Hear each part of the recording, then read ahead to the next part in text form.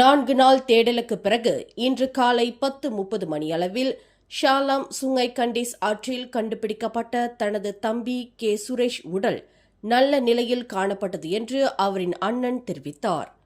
முகம் மற்றும் பச்சை குத்தலை அடிப்படையாக கொண்டு தமது சகோதரனை அடையாளம் காண முடிந்ததாக தனது பெயரை கூற விரும்பாத சுரேஷின் அண்ணன் குறிப்பிட்டார்.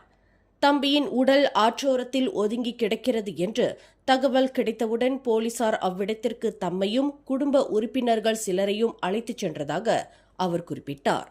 பின்னர் ஷாலாம் மருத்துவமனையில் சவக்கிடங்கில் தனது தம்பியை தாமும் குடும்ப உறுப்பினர்களும் அடையாளம் கண்டதாக அவர் மேலும் கூறினார். ஆக கடைசியாக தமது தம்பியை கடந்த ஞாயிற்றுக்கிழமை தாம் பார்த்ததாகவும் அவரிடம் எந்தவொரு மாற்றத்தையும் காண முடியவில்லை என்றும் அவர் தெரிவித்தார்.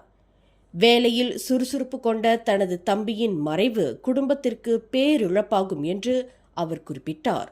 கடந்த திங்கட்கிழமை மாலையில் கோலாலம்பூர் கம்போங் பாருவிற்கு அருகில் சுங்காய் கிளேங் ஆற்றின் சலோமா பாலத்தின் கீழ் சக பணியாளர்களுடன் நின்று கொண்டிருந்த போது திடீரென்று கரை புரண்டோடிய வெள்ளத்தில் 34 வயது கட்டுமான மேலாளரான சுரேஷ் அடித்துச் செல்லப்பட்டார். மேலும் செய்திகளை தெரிந்து கொள்ள கீழே இருக்கும் பெல் பட்டனை அழுத்துங்கள்.